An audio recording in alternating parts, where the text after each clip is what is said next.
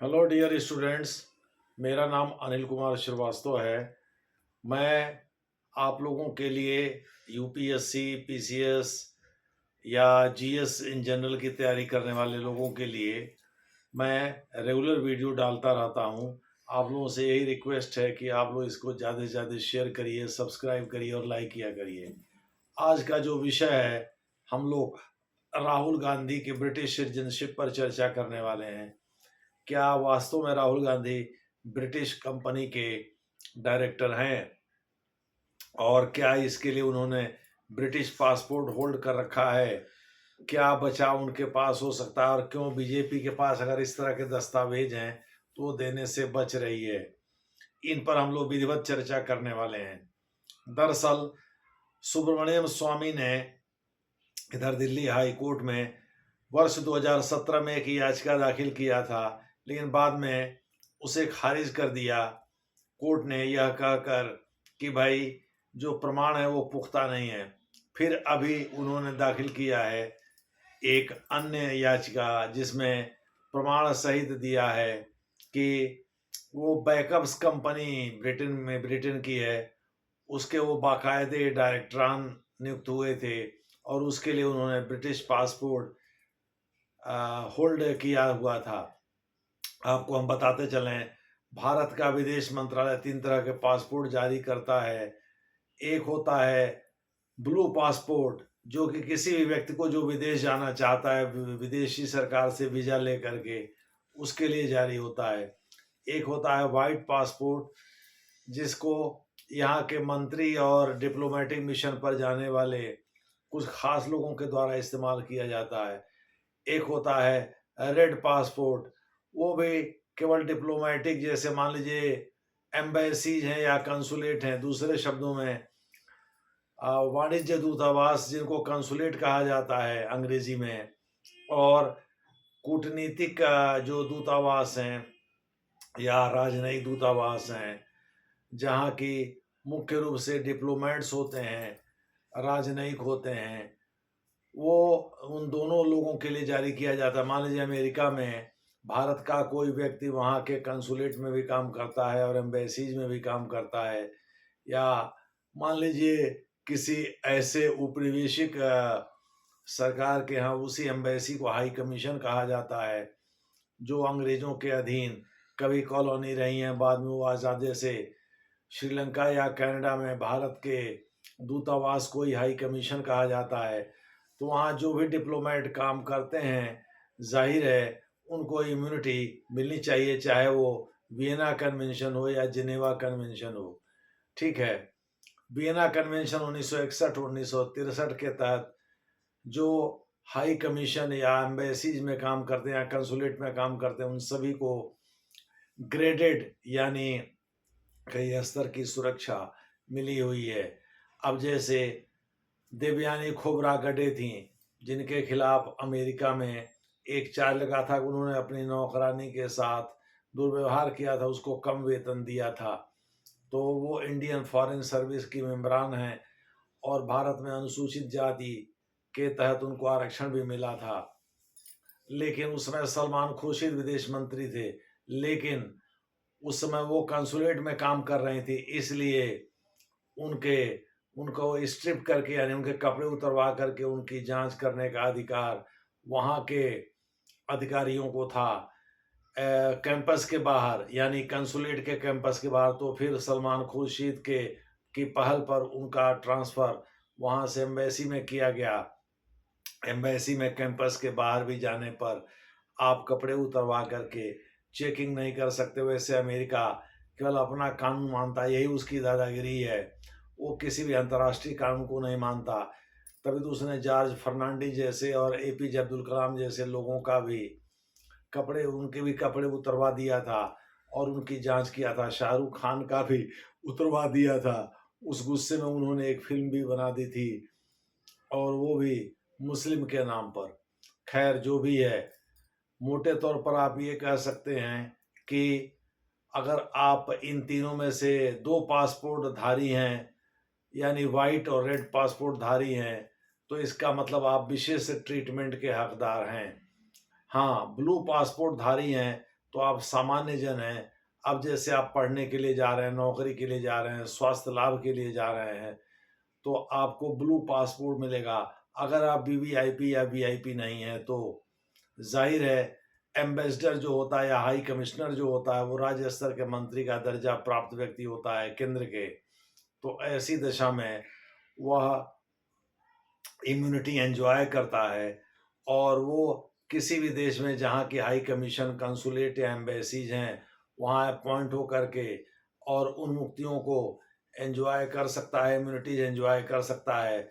और Vienna convention 1961, 1963 और Geneva convention जो कि 1964 में हुआ था, उसकी पहल 1963 में ही की गई थी, वो उसके तहत उसको उन मुक्तियाँ प्राप्त हैं। इस मामले में कल भी मैंने संक्षेप में चर्चा किया था। तो अब आइए, यहाँ इलाहाबाद हाई कोर्ट में भी एक याचिका पेंडिंग है। वो बीजेपी के ही एक सदस्य हैं जो कि एडवोकेट भी हैं, विघ्नेश शिशिर। वो उन्होंने एक याचिका दाखिल की है और वो एक शर्मा जी हैं। जब पता चला कि भाई राहुल गांधी ब्रिटिश कंपनी के डायरेक्टर हैं और वहाँ के पासपोर्ट धारी हैं, तो वो ब्रिटेन के कोर्ट में गए थे अप्लाई करने कि भाई संभवतः VSS शर्मा नाम है उनका। वहाँ गए थे अप्लाई करने कि भाई राहुल गांधी, चूँकि भारत के अनुच्छेद 9 के अनुसार और सिटीजनशिप अमेंडमेंट एक्ट 1955 के अनुसार भारत का कोई भी नागरिक दोहरी नागरिकता नहीं ले सकता है। ऐसा नहीं है कि हम इस देश के भी नागरिक हैं और किसी और देश के भी नागरिक बन जाएं। पहले नागरिकता की इजाज़त नहीं देता। इसी प्रकार से अन्य मामलों में भी ये सब लागू होता है। यानी ब्रिटेन में कंपनी का डायरेक्टर वही बन सकता है जो ब्रिटिश नागरिक हो। मान लीजिए अगर ये प्रमाण आ भी जाता है तो ऐसी दशा में राहुल गांधी के पास बचाव का रास्ता क्या होगा? जाहिर है हाई कोर्ट के फैसले के खिलाफ वो सुप्रीम कोर्ट जा सकते हैं और सुप्रीम कोर्ट से वो उम्मीद कर सकते हैं राहत की। लेकिन राहत के लिए कोई आधार होना चाहिए, एविडेंशियरी कोई प्रूफ होना चाहिए, यानी कोई साक्ष्य संबंधी प्रमाण होना चाहिए। उसी के आधार पर वो बच सकते हैं। तो इस संबंध में वो उनके सामने क्या क्या विकल्प होंगे ये आपको आगे बताएंगे। लेकिन सबसे पहले हम भारतीय नागरिकता के प्रावधानों का जिक्र कर रहे हैं। ये भाग 2 में अनुच्छेद 5 से अनुच्छेद 11 तक इसका वर्णन है, जिसमें सबसे महत्वपूर्ण अनुच्छेद 9 है और अनुच्छेद 11 है जो कि आज भी ऑपरेट है। ज़्यादातर प्रावधान तो जब लागू हुआ था संविधान 26 जनवरी 1950 को, तो उस समय तक ही वो प्रभावी थे। लेकिन अनुच्छेद 11 ये कहता है कि भारतीय संसद को यह अधिकार होगा कि वह नागरिकता के संबंध में कोई भी प्रावधान बना सके और भारत सरकार इस मामले में फैसला ले सकती है। मोटे तौर पर वो ब्रिटिश संसद की तरह से नहीं है। यहाँ भारतीय संसद के साथ साथ भारत सरकार को भी जबरदस्त शक्तियाँ मिली हुई हैं नागरिकता के संबंध में। लेकिन नागरिकता का कानून बनाने का काम तो संसद ही करेगी, राज्य विधानमंडलों को ये अधिकार तो है नहीं। तो मोटे तौर पर आप ये कह सकते हैं, मान लीजिए अगर ये प्रमाणित हो भी जाता है कि भाई राहुल गांधी ने वहाँ कंपनी बैकअप्स कंपनी लिमिटेड में डायरेक्टर की भूमिका निभाई, हालांकि वो कंपनी 2009 में बंद भी हो गई थी, लेकिन इससे मतलब नहीं है वो कब खुली और कब बंद। 2004 से 2013 तक, 2014 कह सकते हैं, 10 साल तो यूपीए की ही सरकार थी। तो हो सकता है राहुल गांधी ने ऐसा काम किया हो। लेकिन ब्रिटेन में 2 नियम है। एक तो ये है कि जिसको नागरिकता दी जाती है, ढोल नगाड़े बजा करके उसका स्वागत किया जाता है और संसद में इसकी घोषणा की जाती है। ये दोनों काम वहाँ नहीं हुआ। इसका मतलब कि राहुल गांधी, हो सकता है राहुल गांधी ने चोरी छिपे ऐसा किया हो, लेकिन अगर वो ये प्रमाणित करने में कामयाब हो जाते हैं कि ढोल नगाड़े बजा करके वहाँ स्वागत किया जाता है किसी नए नागरिक को और संसद में यह घोषणा की जाती है जो दोनों काम हमारे मामले में नहीं हुआ, तो इस मामले में सुप्रीम कोर्ट से उनको राहत मिल सकती है और भारत की नागरिकता जाने से बस। भारत की नागरिकता जाने का मतलब है कि वो भारत के सांसद भी नहीं रहेंगे। यही नहीं, सिटीजनशिप अमेंडमेंट एक्ट जो अभी हाल में अमेंड किया है, नहीं भी अमेंड किया होता तभी सिटीजनशिप एक्ट 1955 के तहत ये प्रावधान बना हुआ है कि अगर ये चोरी छिपे आपने किसी विदेशी देश की नागरिकता ग्रहण कर ली और भारत सरकार से इस बात को छिपाया, तो ऐसे मामले में आपको 5 साल की सज़ा और 50,000 रुपये तक का जुर्माना या दोनों एक साथ लागू हो सकते हैं। यानी आपके ऊपर दंडात्मक प्रावधान लागू किए जा सकते हैं।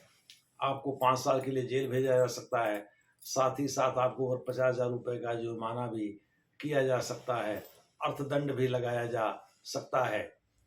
तो मुझे ऐसा लगता है राहुल गांधी के मामले में 2 याचिकाएं हैं। एक तो सुब्रमण्यम स्वामी की स्वामी भक्ति मुझे संदिग्ध लगती है। उसका कारण ये है कि 1998 में जब वाजपेयी सरकार एक वोट से हार गई थी, जब वो उड़ीसा के होने वाले मुख्यमंत्री उस समय सांसद थे, तो उन्होंने लोकसभा में उनके विरुद्ध मतदान कर दिया था। तो माना उस समय जयललिता की पार्टी ने समर्थन वापस लिया था। तो उस समय यह अनाउंस करते हुए टीएमसी के तेलुगु देशम पार्टी के जो नेता थे जीएमसी बालयोगी, वही लोकसभा उस समय अध्यक्ष थे, उन्होंने इसकी घोषणा की थी।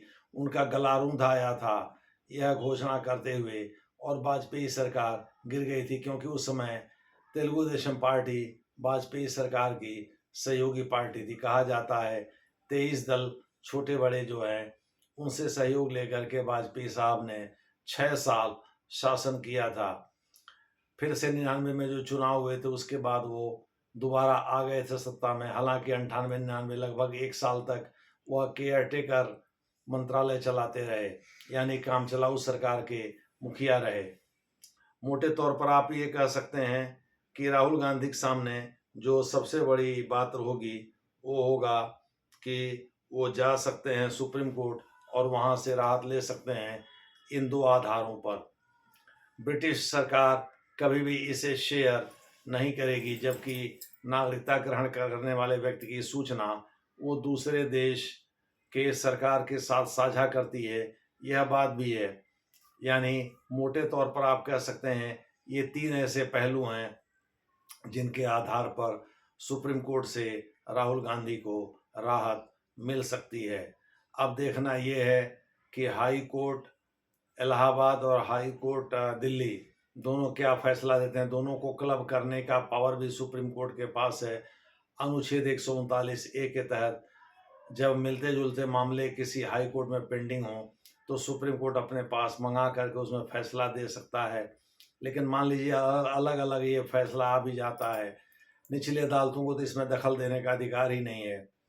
तो नागरिकता के संबंध में मान लीजिए अलग अलग फैसला आ भी जाता है, और सपोज करिए एक वाइल्ड इमेजिनेशन के रूप में कि राहुल गांधी की सदस्यता चली जाती है, तो भी मुझे लगता नहीं है कि राहुल गांधी भारतीय संसद के निचले सदन के सदस्य नहीं रहेंगे। मोटे तौर पर सुप्रीम कोर्ट से उनको राहत मिल ही जाएगी, जैसा मेरा अनुमान है। आपको मैंने बता दिया कंपनी का नाम, नियम भी बता दिया, अनुच्छेद 9 का भी जिक्र कर दिया। अनुच्छेद 9 और अनुच्छेद 11 आज भी ऑपरेट होते हैं, जबकि नागरिकता संबंधी ज़्यादातर प्रावधान यानी अनुच्छेद 5 से अनुच्छेद 11 तक जो भाग 2 में जिनका वर्णन है, उनमें से अधिकांश जैसे 26 जनवरी 1950 को देश के बाहर रहने वाले बहुत सारे लोगों को, जैसे पोर्चुगीज वगैरह को नागरिकता देनी थी, तो वो नागरिकता दे ही दी गई भाई। उसमें माता पिता में से कोई एक भारतीय नागरिक हो और 5 साल से 26 जनवरी 1950 के प्राय यानी उसके पहले से 5 साल से भारत में रह रहे हों, तो भी आप भारत के नागरिक हो सकते हैं। इस तरह के प्रावधान अनुच्छेद 5 में थे। 6 और 7 पाकिस्तान के लिए बनाया गया था। 8 उन लोगों के लिए था जो किसी कारोबार या अन्य चीज़ के सिलसिले में 26 जनवरी को देश के बाहर थे। अनुच्छेद 9 आपको बता दिया। 10 सामान्य परिस्थिति में नागरिकता बनी रहेगी, इससे संबंधित प्रावधान करता है। अनुच्छेद 11 वह संसद को यह शक्ति देता है। संसद का मतलब मोटे तौर पर संसद के दोनों सदनों से है, लोकसभा और राज्यसभा दोनों से है, कि वह किसी व्यक्ति के नागरिकता के संबंध को लेकर के चीज़ें निर्धारित, हालांकि जनरल लॉ ही अप्लाई होता है, जनरल लॉ बना सकता है। किसी इंडिविजुअल व्यक्ति के मामले में, निजी मामले में, कि वो भारत का नागरिक है कि नहीं, नागरिकता संबंधी कोई भी निर्णय लेने का अधिकार भारत सरकार को है, लेकिन संसद को ये अधिकार है कि वह इस संबंध में कोई कानून बना सकता है। तो संसद के पास इस तरह के बहुत सारे कानून हैं, उसमें सबसे प्रमुख है सिटीजनशिप एक्ट 1955, यानी नागरिकता अधिनियम 1955।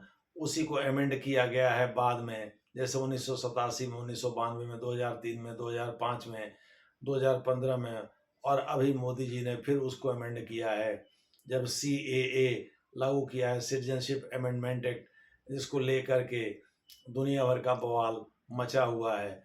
अब वह सही है कि गलत है, इस पर हम चर्चा बाद में करेंगे, या उसके क्या पहलू हैं इस पर चर्चा कभी बाद में हम लोग कर लेंगे। अभी जो सुर्खियों में है वो राहुल गांधी की नागरिकता से संबंधित है, जिस पर मैंने चर्चा किया। तो मैंने कंपनी का नाम भी बताया, मैंने सारे प्रावधान भी डिस्कस किए, और उम्मीद है कि इससे आपको बहुत कुछ सीखने को मिलेगा। मैंने एक प्रोफेसी यानी एक प्रेडिक्शन भी किया। तो अगर आपको मेरा लेक्चर पसंद आया हो तो इसे सब्सक्राइब करें, ज़्यादा से ज़्यादा लोगों को शेयर करें और लाइक करें। धन्यवाद।